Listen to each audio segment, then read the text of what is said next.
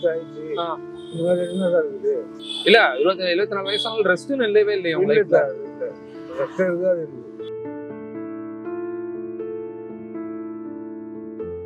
சரி சரி சரி தாத்தா, சரி அழுகாதீங்க. சரி சரி சரி தாத்தா, அழாதீங்க அழாதீங்க.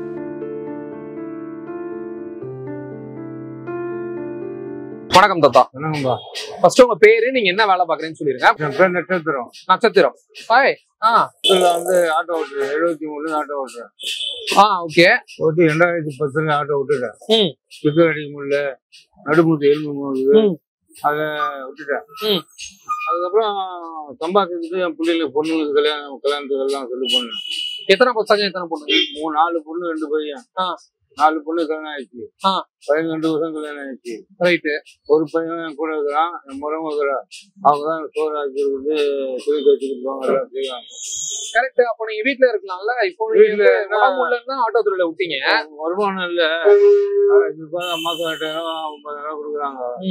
அதை வாங்கி பிள்ளைங்க கொஞ்சம் கொடுப்பேன் சொல்லுங்க.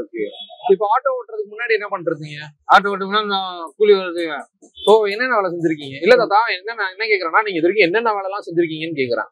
நான் ஃபர்ஸ்ட் பில்டிங் கட்டுற வேலை செஞ்சிருந்தேன் சார். ஓகே. சிண்டி மடுத்துவேன், செங்கல்ல ஜல்லி போடுவேன், அதெல்லாம் செஞ்சிருந்தேன். அது நாளாவா கொஞ்சம் இதாகிடுச்சு. வண்டி ஓட்டினா கொஞ்சம் நிறைய அப்போ ஆட்டோ கம்மி. ஆட்டோ கம்மி, 80 பைசா மீட்ரு. அப்போ வண்டி ஓட்டுவேன். வண்டி ஓட்டி ஒரு நாளைக்கு எப்படி பார்த்தாலும் ஒரு 1000 ரூபாய் 700 ரூபாய் சம்பாதிக்குவேன். அதை டெய்லி பிள்ளைகளுக்கு எல்லாம் 400 ரூபாய் கொடுப்பேன், எல்லாம் செய்வேன். அது ஓட்டி 37 வருஷம் வண்டி ஓட்டினேன் சார். அதுக்கப்புறம் பிக்கர் அடிக்க முடியல, நடுவு உட்கார முடியல. அது வந்து உடம்பு ஒரு மாதிரி ஆயிடுச்சு எனக்கு.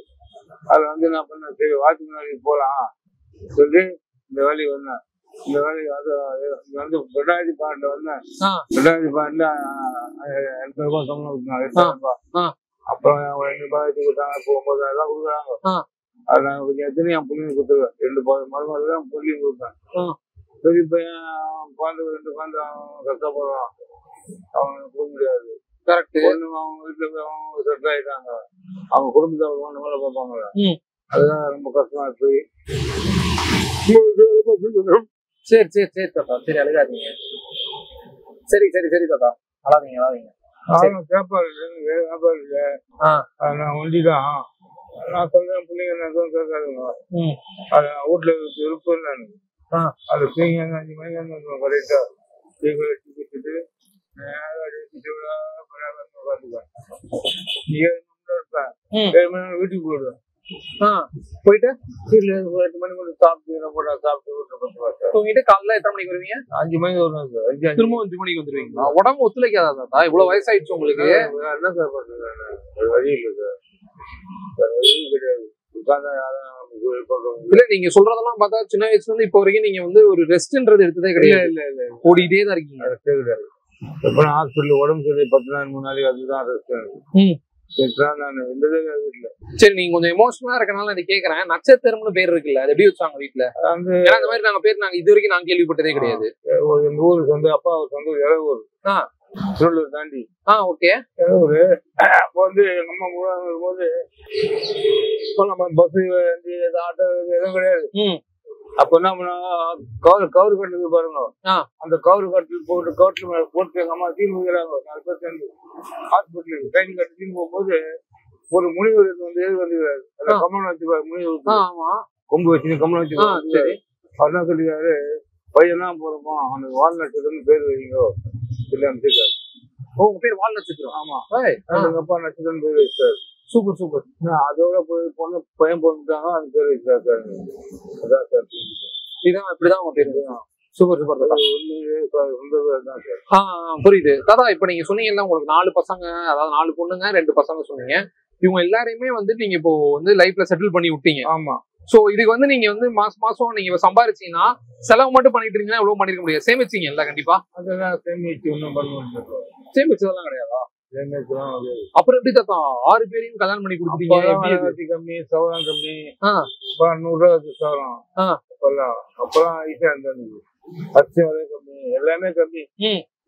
100 ரூபா வச்சு முன்னாடி குடும்பம். அப்போ 300 ரூபாய்க்கு குடும்பம் பண்ண முடியாது. ஆமா, அது இப்ப சேவிங் பண்ண முடியாது சார்.